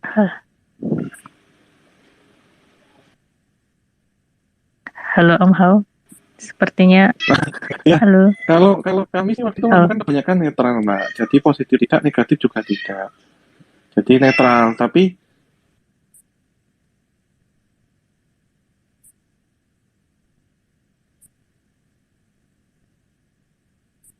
Ya, halo. Keputus Apakah- lagi ya? Oh, keputus lagi sepertinya. Iya. Ya. Tapi tadi ada suara kucing kan? Dengar suara Kayak kucing kan? Iya, mungkin kucingnya Om Hao ini nih ingin Oh. ikut bercerita. Halo Dio. Iya, Ya. halo. Kalau Dio sendiri nih, tadi kan dengerin cerita teman-teman, atau Dio sendiri ketika mendapatkan cerita hantunya lebih banyak dengar cerita dari teman atau lebih suka-nya lebih riset, menggali cerita, gimana Dio? Kalau awalnya untuk cerita-cerita yang agak dalam sih pasti harus ada riset dong. Kita datang ke tempat, ketemu juru kunci atau ketemu orang-orang di daerah yang diceritain, dan kita obrolin, istilahnya ngegibahin sosok-sosok yang akan kita ceritakan. Nah dari situ kan kita akan dapat wejangan-wejangan tujuannya diceritakan tuh apa gitu kan, sama apakah cerita ini kira-kira akan membawa manfaat atau akan membawa musibah atau gimana kan dijelasin juga di sana. Nah serunya di dalam merangkai sebuah cerita adalah itu kita kita mencari dari awal tujuannya sampai dapat cerita serunya kayak gimana dan menyampaikannya ke dalam sebuah tulisan gitu. Tapi ya apa namanya, kalau misalnya untuk ngerasain sendiri dan seperti kayak teman-teman bertiga yang ada di sini sih, saya nggak sampai sedalam itu sih. Saya berdasarkan cerita-cerita dari emang yang kurang lebih seperti teman-teman bertiga di sini juga. Jadi seolah-olah saya yang menyampaikan cerita dari para ahli-ahlinya yang merasakan keadaan di sana, gitu Kak Min. Oke. Halo teman-teman, di sini ada yang ingin bertanya dengan narasumber Amai, Dio, Philo, Om Hao. Ini ada Bang Ben. Bang Ben, kita sapa Bang Ben nih. Halo Bang Ben. Wah, belum approve. Ya. Halo, silakan kalau ada yang ingin bertanya bisa request speak ke para pembicara kita malam ini biar semakin banyak hal yang ingin diketahui. Halo Om Hao, sudah bergabung kembali. Halo Om Hao. halo, Nah, halo, cek. iya. Gimana Om Hao? Masuk nggak? Ya. Sekarang masuk. Maaf loh, ini putus-putus. Ya sinyal karena lagi hujan ya di Jogja. Tapi sudah terang. Tadi pakai sinyal kuota, pakai wifi juga sama terus. Jadi Oke. pindah-pindah. Hmm. Gimana? Melanjut dari tadi ya, masih Boleh, boleh. Gak jadi terus. Kalau waktu itu ya kita temukan itu energinya netral, Mbak. Jadi positif tidak, negatif tidak, karena bercampur ya di situ. Tapi kami sebenarnya lebih fokus ke penggalian cerita sejarah. Nah kalau kehadirannya Lucastro itu sebagai pelengkap yang kita gunakan, ataupun energi-energi metafisik itu sebagai pelengkap. Jadi kalau mungkin lokasi-lokasi kayak Cadas Pangeran orang mikirnya angker gitu ya, horor. Kita menemukan sebenarnya tempat itu sakral justru, karena menyimpan punden para leluhur dan juga tempat yang bersejarah. Itu sih kalau dari kami. Suaranya masuk ya? Ya, suaranya masuk kok. Oke, berarti Masuk Om, masuk. Oke. Siap. sebetulnya nggak semua tempat itu ada energi negatif walaupun dia itu bersejarah ya Om ya. Jadi Iya. energi Benar. netral itu bisa ditemukan jika kita juga mengoleksi tadi kan kolektif sejarah dengan baik dan juga mempelajarinya gitu ya Om. Iya. Sebenarnya walaupun itu tempatnya angker terus ini ya singup, mistik ataupun di situ itu ya serem lah orang ke situ itu datang ini. Tapi kalau tujuan kita dulu yang penting. Kalau tujuannya kita untuk menggali cerita apa, tujuannya kita untuk bersembahyang, ziarah, atau bahkan tujuan ke situ pengen minta nomor buntut, itu juga ada di semua tempat. Karena ibarat kita datang ke suatu lokasi itu nanti menyesuaikan dengan niat dan maksud tujuan kita.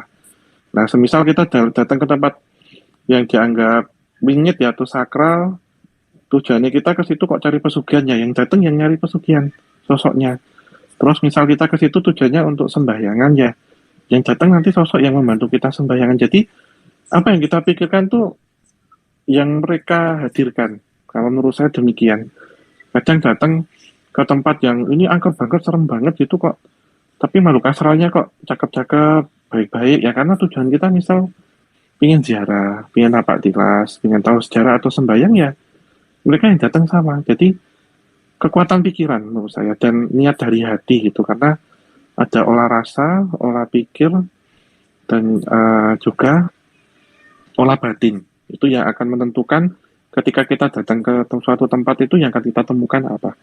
Terkadang juga kita kalau datang ke tempat yang sakral ya, ataupun tempat yang di ini apa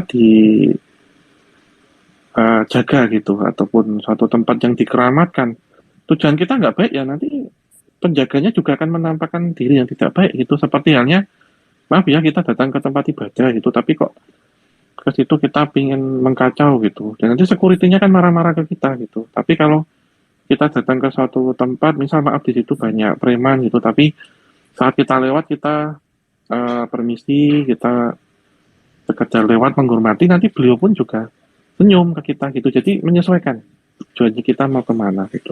Itu sih Mbak kalau pengalaman kami. Oke. Berarti sebenarnya ya makhluk tak kasat mata itu nggak selalu menyeramkan ya. Misalkan tadi kan kata Om Hawa bisa ketemu yang cantik-cantik, yang cakep-cakep. Kalau ketika kita memiliki energi positif juga gitu kan ke suatu tempat itu gitu ya. Seperti itu bukan Om Hawa? Ya, saya coba. Ini ada yang ingin bertanya. Coba. Aku mau tanya sama Om Hao nih. Sebentar. Halo. Halo, cek. Udah masuk ya? Ya. Masuk Om. Oh, Ini gitu. siapa? Sorry. Ini siapa? Mbak Niken. Yang tadi ingin bertanya. Halo.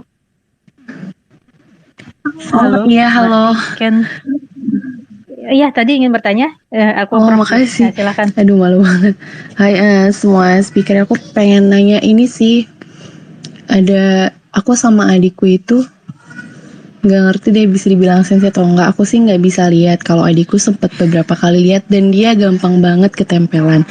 Nah, ada beberapa sikon ketika dia ketempelan tuh aku selalu mimpiin dia gitu loh. Mimpiin dia kenapa-napa. Padahal kita udah nggak satu rumah juga, itu kenapa ya kira-kira?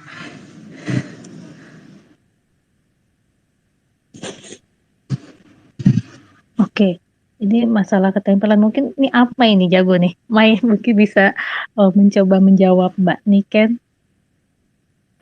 Hai Amai, aku sering komen ya, sering mention. Iya. Silakan Mai. Sering adiknya ketempelan, terus sering kebawa mimpi. Iya. Berarti bonding antara adik sama kakak biasanya bagus sih. Di situ ada ya untuk keluarga bondingnya bagus. Biasanya nyampe satu sama lain. Jadi seperti itu sih. Tapi nggak aneh-aneh kan? Enggak sih, aku paling mimpi kayak waktu itu pernah ada cewek ikut dia lama banget. Aku mimpi dia mau dibawa pergi gitu. Ketika aku tanya ke yang bisa, memang ada gitu. Ya berarti ya sebagai kakak harus ngejaga sih intinya gitu dan ngasih tahu. Bondingnya di situ. Nanti pasti di keluarga pasti ada yang memiliki kemampuan seperti itu, entah di leluhur siapa, ibunya, kakeknya dan lain-lain. Dan itu adalah part dari sixth sense tadi. Kayak yang kata Om Hao loh, sixth sense bukan cuma bisa melihat setan, tapi ada lewat mimpi, rasa, penciuman, terus banyak halnya gitu. Dan itu adalah salah satu part dari sixth sense gitu ya. Kalau misalkan itu bermanfaat dan bisa buat ngejagain, ya digunakan secara baik. Gitu aja. Dan sebenarnya nggak cuma ke adikku aja sih, Mai. Sempat beberapa kali juga mimpiin orang, ternyata ada sesuatu yang terjadi sama dia, entah lagi sakit lah atau apa, entah mau ketemu. Pernah juga dapet kayak vision gitu, besoknya akan terjadi sesuatu gitu. Iya, nah itu benar berarti menjurusnya ke sixth sense tadi. Ketika kita ada bonding, ada kedekatan, ada pernah ketemu, pernah salaman gitu. Kita ingat mukanya, kita tahu energinya, kita tahu bicaranya, kita dengar orang tersebut, ya biasanya lebih mudah. Hmm. Itu part dari sixth sense. Oh gitu. Ya selama ini aku bertanya-tanya tapi nggak nemu jawaban yang pas. Makasih ya, Mai. Oke, makasih Mbak Niken. Nah, tadi juga yang ingin bertanya, Agung ingin bertanya lagi tadi sama Om Hao. Gimana, Gung? Kalau sebenarnya pengen nanggepin Niken juga tadi. mimpi kayak gitu apa namanya, itu juga terjadi sama ibuku gitu. Biasanya kalau mimpi kan kayak kiasan gitu kan. Ibu tuh sering banget ngimpi, waktu itu pernah ngimpi telur pecah satu, itu kakak sepupuku meninggal kayak gitu.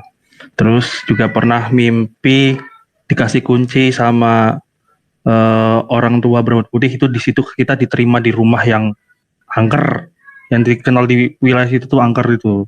Mimpi-mimpi kayak gitu ternyata ada kesangkut pautnya sama dunia nyata juga gitu. Kalau mau tanya sama Om Hao sih ini, kita datang dengan pikiran positif, kita datang dengan tujuan baik, kita datang dengan niatan baik gitu di suatu tempat yang sakral. Tapi pas di situ ternyata banyak energi negatif yang datang buat ngeganggu. Itu apakah sesuatu yang alami gitu loh, atau memang selalu ada mereka yang datang untuk menguji kita? Terus sikap kita tuh harus bagaimana? Tetap melaksanakan tujuan baik kita atau menghindarinya? Itu sih Om Hao. Oh iya. Ya, cek suara. Masuk ya? Masuk Om. Oke, siap. Begini Mas, kalau kemanapun pasti ada sesuatu yang menguji ya. Terlebih itu sifatnya sifat baik gitu. Atau tujuan-tujuan kita untuk keperluan-keperluan baik itu pasti. Nah, di sini sebenarnya seni kita untuk olah rasa dan olah batin itu sangat diuji di situ juga, karena tentunya kan musuh terberat itu diri kita sendiri. Jadi kalau tujuan kita itu pasti, tujuan kita itu tetap, tujuan kita lurus, itu insya Allah nggak ada apa-apa. Halangan-halangan itu nggak ada apa-apa. Karena perlu diketahui juga kalau berkaitan dengan supranatural ataupun spiritualis itu nggak ada yang gampang gitu. Walaupun itu tidak bisa terlihat, tetapi bisa dirasa.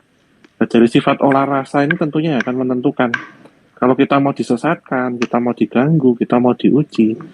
Kalau rasa kita sudah tetap, rasa ini sudah tidak membohongi diri kita, insya Allah semuanya lancar. Sehingga orang-orang dulu ketika ingin mengasah secara spiritualnya, mereka mencari untuk semedi, mereka puasa, kemudian mereka meditasi, yoga, itu untuk melatih hal-hal ini. Jadi bisikan ini nanti tentunya guru sejati kita yang akan mengarahkan. Dan guru sejati siapa? Itu adalah korin, ataupun sedulur papat limo pancer kalau orang Jawa sebut itu demikian. Jadi itu yang nanti akan mengarahkan. Kalau nanti tentunya tujuan kita semisal maaf nih dalam kondisi masalah finansial, utangnya banyak misal, terus bikin datang ke suatu tempat gitu. Sebenarnya ke sana tujuannya awal kita ingin ini ya, bermunajat gitu ya, minta doa pada Tuhan Yang Maha Kuasa biar diberikan jalan penyelesaiannya bagaimana gitu. Tapi pasti di situ akan diuji, entah itu pesugihan, entah itu pemujaan apa. Tapi kalau hati kita sudah lurus, kita ke situ insya Allah nggak ada apa-apa. Jadi memang awal-awalnya akan ada hal-hal seperti itu gitu. Tapi kuncinya olah batin dan olah rasa Mas, karena rasa itu yang utama. Ketika kita fokus tujuan, kita ingin ke sesuatu hal yang memang ini berdampak positif, ya udah kita akan arahkan ke situ. Pikiran kita jangan tergoda ke kanan kiri gitu. Tapi tentunya awal-awal pasti ada, semuanya akan diuji. Nggak ada yang sesuatu yang baik itu tanpa diuji Mas. Kita mau naik kelas, ibarat kata mau ada ujian nasional seperti itu contohnya gitu. Itu sih Mas aku. Mantap. Oke, berarti memantapkan hati melewati ujian-ujian yang ada. Iya nih. Dia nyari jawaban dari Amai, Om Hao, Dio, semua di sini, Vilo juga di akhirnya. Ya, Ini tentunya sepertinya kalau kayak kita mencari pasangan kan contohnya seperti itu toh. Mau dekati hari ya, mau pernikahan tuh ujiannya banyak. Padahal tujuan kita kan bagus, menyempurnakan separuh agama contohnya, tapi ujian datang dari sana, dari sini, dari sana ya. Sampai di hari H kita oke, oh berarti ini tujuan hidup saya, kita ketemu. Insya Allah kalau kita lurus, kita fokus, alangannya nyingkir dewe atau alangannya atau menyingkir sendiri. Kalau itu gitu, prinsipnya sumber kencana itu. Madep marep mantep ya mas. Mantap ya, Mas. Insya Allah nggak ada apa-apa. Ujian pasti Mas, nggak ada sesuatu Iya. yang terbentuk dengan baik, terbentuk dengan kuat tanpa ditempa, tanpa diuji, itu mustahil, nggak ada. Oh, sip. Oke. Oke. Oke, Mbak. Ini quote of the day dari Om Hao. Ini kita Bang Ben salah satu penulis Gagas Media juga. Bang Beben, Ahmad Ben Bella, halo. Halo. Bang Ben mungkin. Wah, apa kabar? Alhamdulillah sehat. Selamat malam buat Om Hao, Bang Pilo, Mas Dio Seta dan juga Bang Amai. Salam dari Kalimantan ini. Iya, Bang Beben ini penulis Gagas dari Kalimantan. Kemarin baru rilis novelnya judulnya Kuyang. Bang Ben, setelah nulis Kuyang, rilis, terus juga rame nih novel Kuyangnya, tambah takut apa tambah gimana nih Bang Ben? Tambah disamperin apa gimana nih? Alhamdulillah ya, gangguannya tuh sudah nggak ada lagi. Cuman kemarin itu ada orang yang punya ilmu itu yang pengen ketemu, tapi sayanya menolak saja itu. Nggak mau risiko. Ketemu itu maksudnya niatan pengen ketemu aja atau kenapa? Ya, dia kan nyampain lewat teman saya itu, katanya kalau mau ketemu lebih dalam ngobrol sama orang yang asli menganut ilmu itu dia bisa, cuman syaratnya penganut itu dia minta disamarkan di itunya. Ya disamarkan lah dianya, cuman saya mikir kan orang-orangnya sih mungkin baik ya, tapi takutnya minyaknya itu yang bisa jahat ke kita, makanya saya bilang terima kasih aja lah, mungkin lain kali aja. Begitu Mbak. Oke, berarti Serem ya. iya serem nih, Kuyang soalnya. Kalimantan gimana? Lagi musim hujan juga atau gimana, Bang Ben? Wah hujan Mbak, tadi aja sore-sore saya kehujanan itu waktu ngeliput minyak goreng itu. Dan ini sebagian di kota ini kayaknya ada banjir ini. Semoga IKN ibu kota nanti tidak banjir. Amin. Oke, Bang Ben mungkin ada yang ingin tanyain dengan teman-teman yang hadir malam ini? Ini membahas mungkin sharing aja nih Mbak, dari sudut pandang orang Dayak terhadap orang yang punya kemampuan khusus itu. Ya, kalau di sini kita tuh punya kepercayaan ya, ada orang-orang tertentu yang punya kelebihan itu sebenarnya bukan dia yang punya kelebihannya, tapi tubuhnya itu dipinjam sama, kita bilang tuh sang hyang atau leluhur untuk ya tujuan tertentu.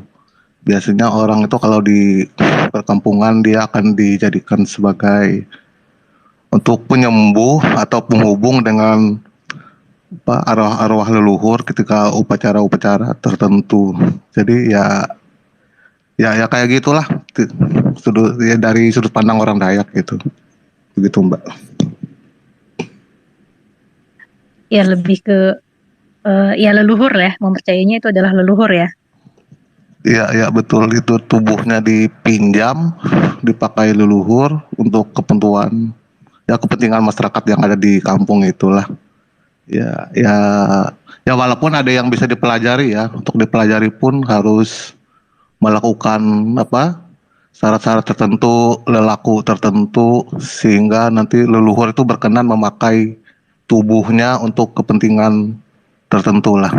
Begitu. Kalau kita sebut di sini orang itu dia paling tinggi itu balian atau badewa, ritual untuk menyembuhkan orang yang macam-macam lah. Nanti yang datang itu leluhur yang masuk ke tubuhnya, atau yang paling tinggi itu malahan dewa. Begitu Mbak. Oke, menarik nih.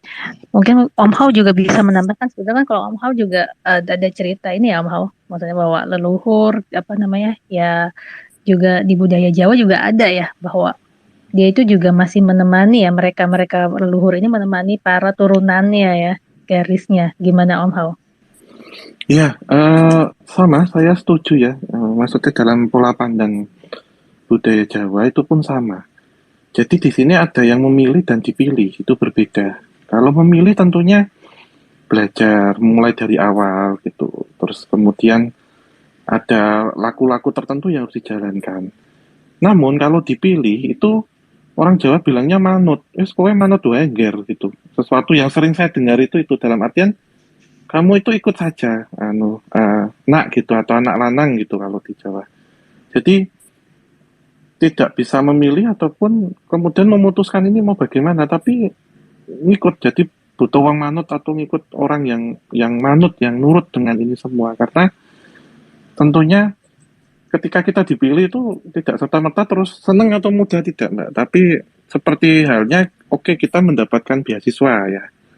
Beasiswa mungkin akan dibiayai gini-gini, tapi penelitiannya ditentukan gitu. Jadi ya sama. Ketika kita berkaitan dengan supranatural ataupun metafisika, itu kalau sudah dipilih harus ada spesialis pakemnya, arahnya mau kemana gitu.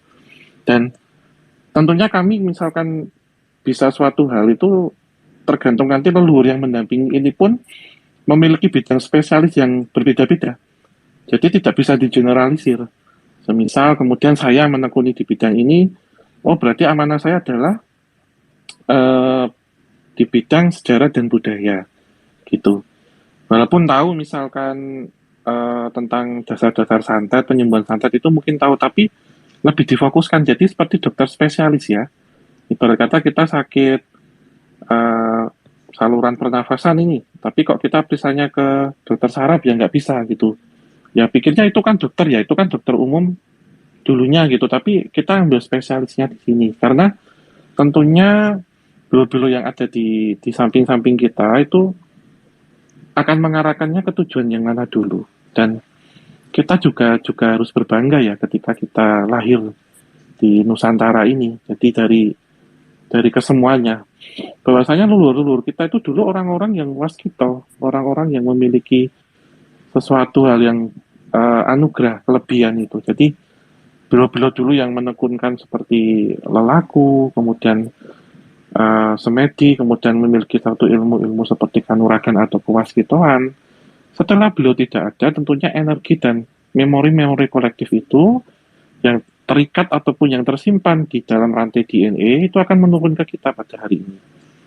Sehingga tentunya kita tahu kita bangsa yang besar, pada hari ini kita semua diberikan berkah itu, tergantung kita nanti akan mengarah kemana.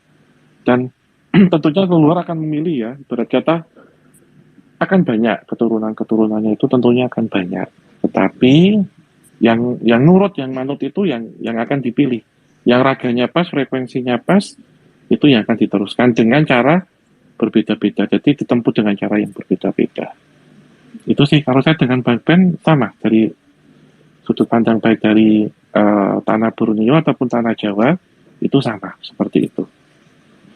Oke, kalau caranya untuk berdialog dengan leluhur itu kita itu memulainya gimana Om Hao? Kalau berdialog ya tentunya, kalau saya pribadi nih ya, tentunya metode-metodenya kan berbeda. Yang penting kita olah rasa dulu Mbak, dan olah batin itu dengan cara, ya tentunya kalau kita sebagai umat beragama, kita melakukan dengan kepercayaan masing-masing. Karena tujuannya tentunya akan sama. Namun cara berkomunikasinya tentunya akan berbeda-beda. Kalau semisal kita diberikan titipan, saya menganggapnya ini titipan ya, sixth sense ataupun kemampuan indera keenam ataupun kemampuan supranatural itu dititipi itu mungkin kita akan bisa mengaplikasikan untuk berdialog langsung. Namun jika kita tidak dititipi, tapi kita punya bakat ataupun semua orang yang tadi saya sebut ada sixth sense, pertama lewat intuisi. Intuisi itu dari guru sejati ataupun dari kata batin kita mendengarkan info apa, ataupun yang paling gampang itu lewat mimpi. Karena kita sewaktu tidur tentu kita akan mengalami beberapa kejadian-kejadian seperti bunga tidur contohnya. Jadi ketika kita terbangun kita lupa dengan cerita sewaktu kita tidur itu apa.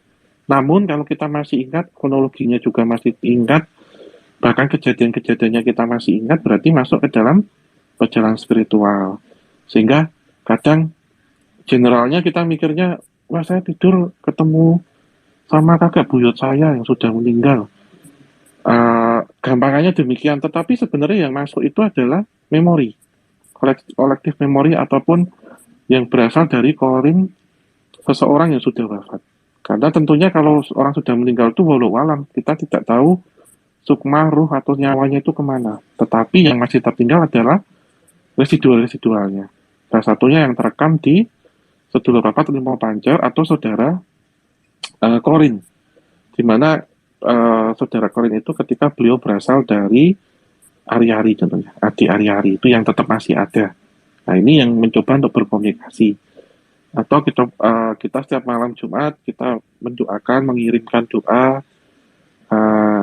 terutama saya ya, kalau saya di Islam Kejawen itu saya selalu mengirimkan doa setiap malam Jumat, tidak harus misal datang ke makamnya, ke pesariannya, tapi ketika selesai ibadah, kita selesai sholat ataupun sholat malam, terkadang informasi itu datang. Dan ketika kita lupa mendoakan juga datang itu yang mendoakan, yang minta didoakan korin-korin itu. Jadi tetap olah rasa dan olah batin di sini. Nah, kalau batin itu bagaimana?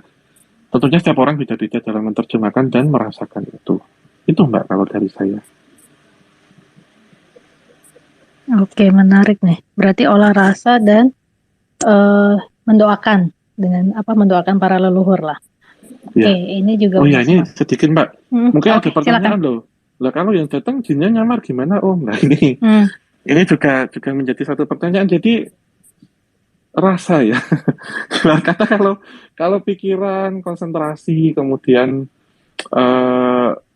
kepala kita, otak kita itu masih bisa dimanipulasi. Tapi rasa itu satu.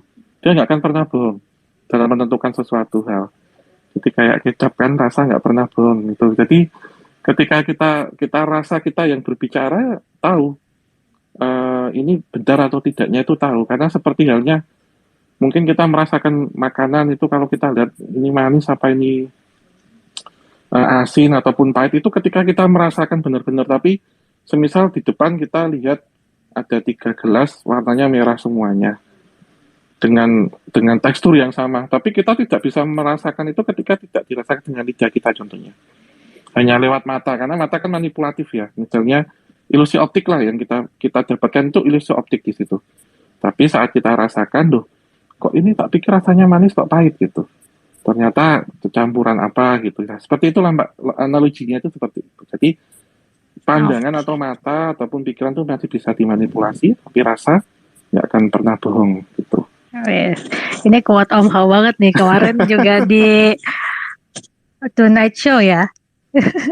Tonight Show di rasa tidak pernah bohong. Itu ingatlah teman-teman. Jadi kalau pikiran bisa dimanipulasi ya. Gimana Om Hao? Kalau rasa nggak pernah bohong. Oke, itu. Oke, ini udah malam, kita juga udah hampir 1,5 jam. Aku coba mau tanya deh tentang yang mungkin juga untuk penutup di sesi kita malam ini. Nih, kesibukan teman-teman nih, mungkin juga di sini ada yang baru ngikutin, Amai baru ngikutin Dio, Vilo, ataupun dari KTJ. Vilo nih lagi sibuk apa nih? Kayaknya kan kalau aku coba infoin buat teman-teman, Vilo lagi sibuk. Kalau kalian mau baca cerita Vilo di gagasmedia.net/pengakuan dosa. Nah, lagi selain itu apa nih Vilo? Itu kan buku terbaru yang mau rilis ya. Vilo lagi sibuk apa? Sekarang lagi sibuk mau lanjutin skripsi. Semangat Vilo. Jurusan public relation. Sebenarnya sih udah nggak mau dilanjutin ya tadi.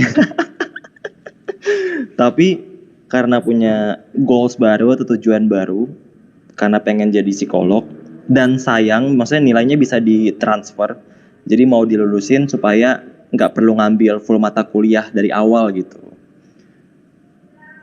Gitu, sama paling sama ini sih, berkonten biasa di YouTube, di Instagram tentang cerita horor yang tidak begitu seram.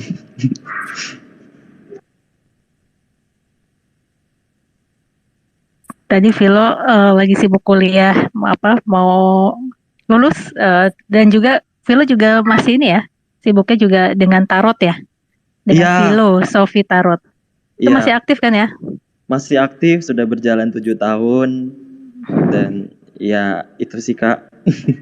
Tadinya Oke. pengen langsung lanjut nulis buku kedua dan ketiga, tapi kayaknya tertunda skripsi dulu. Oh iya, Vilo juga ngebocorin sebenarnya buku yang pengakuan dosa ini kalian bisa baca di gagasmedia.net/pengakuan dosa. Ada juga lagi pre-order juga di Vilo. Nah itu Iya. tuh yang buku kedua mau judulnya apa Vilo? Yang pertama pengakuan dosa, yang kedua pengulangan dosa, yang ketiga penebusan dosa. Oke, pengulangan dosa ada penebusan dosa itu Mm-mm. nantikan teman-teman. Kalau yang penasaran baca dulu yang pertama, bisa lihat spill ceritanya di tadi yang aku sebutkan di gagasmedia.net/pengakuan dosa. Nah, kalau Dio lagi sibuk apa nih? Kalau saya sibuk apa ya? Sekarang lagi fokus ini sih, konsisten untuk terus update cerita setiap malam Jumat sama malam Sabtu, sama lagi fokus supaya bisa jadi full nulis ya. Jadi nanti berikutnya bisa banyak habisin waktu buat keliling-keliling Pulau Jawa atau keliling-keliling trip-trip lagi untuk nyari cerita-cerita yang bisa disajikan lagi ke teman-teman pembaca sebenarnya. Oke, berarti dirimu aktif menulis seminggu banyak postingan ya, maksudnya kan kayak tadi tiap hari apa? Malam Jumat dan malam Minggu. Oke, nah kalian bisa pantau dari media sosialnya Mas Dio untuk update-update selanjutnya. Amai, kira-kira lagi ada project apa yang mungkin bisa teman-teman untuk update ke Amai ke depan? Ini kan kita baru pertemuan dengan Amai di malam ini. Halo teman-teman, makasih juga buat Gagas Media dan teman-teman udah nyediain waktu buat aku hadir di sini. Asik. Untuk kegiatan biasa sedang menjadi budak korporat dan lagi juga di-push terus buat nulis buku dan lagi dikerjakan juga, dan biasa masih sibuk, nggak sibuk-sibuk banget sih, sembari membantu teman-teman yang membutuhkan pertolongan. Kan itu kalau ada yang minta tolong itu kan ya kadang makan waktunya seminggu, kan tergantung kasus-kasusnya dulu seperti apa. Kadang kudu keluar kota karena ini sekarang udah full time kerja, jadi paling di weekend gitu sih. Weekendnya ya biasanya gitu ngurusin setan gitu loh, Min. Oke, nih Amai multi talenta nih, banyak kegiatan nih. Tetap semangat Amai. Om Hao, ini kan kemarin lagi aku aja kalau dari kemarin coba menghubungi Om Hao lagi sibuk syuting dengan teman-teman KTJ. Kalau yang terbaru karya itu ada Sihir Mesir di Tanah Jawa. Teman-teman di sini yang penasaran Sihir Mesir di Tanah Jawa tentang apa tadi Om Hao sempat spill tentang itu adalah ekspedisi juga cerita tentang Dendels, Jalan Raya Pos, tapi kita ngupas di sejarahnya ya Om Hao ya.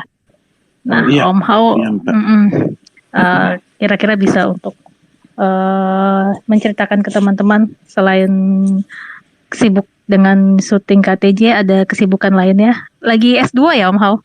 Iya, yang prioritas itu sih Mbak, ini sudah mulai untuk bimbingan proposal tesis ini, semoga secepatnya, karena nanti kalau sudah dapat master ilmu sejarah dari UGM untuk S2-nya, insya Allah bisa untuk proposal disertasi. Rencana mau ngambil PhD bidang sejarah juga S3-nya. Jadi ya fokus di ini dulu ya, Pak, akademik dulu, selain bantu-bantu temen di Kisah Tanah Jawa gitu.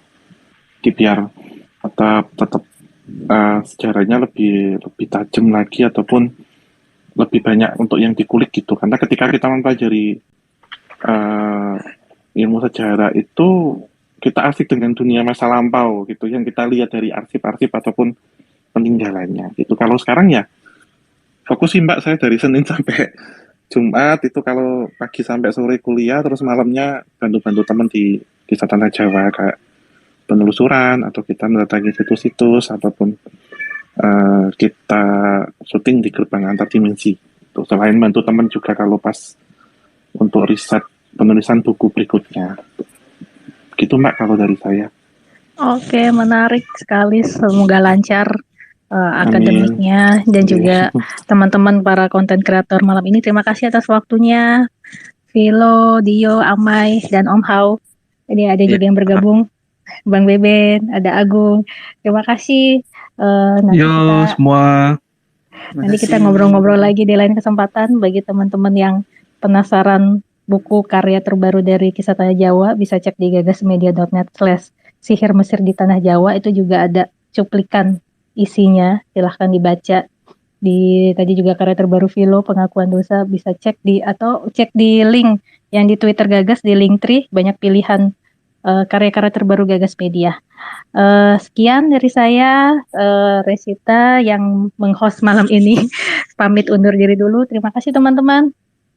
Kita jumpa lagi di lain waktu. Makasih Om Hao. Makasih Mbak. Makasih Kak Resita. Makasih Kak Resi. Mbak Resita, Mbak Ahmad, Ya. Mas Ahmed, Terima kasih. Tio, Makasih Mas semuanya. Mas Vilo. Nanti kita Yo, ketemu makasih. di Makasih talk Mas show. Amai, Mas Vilo, Om Hao, Bang Beben, Mas Agung. Semoga kita bisa semoga kita bisa talk show, ketemu langsung. Kalau ini kan Amin. versi online ya. Amin. Amin. Terakhir Sehat-sehat semua, sehat-sehat semua. Ya, sehat semuanya. Siap, thank you. Sehat-sehat Yo, semua. Selamat malam. Assalamualaikum. Malam.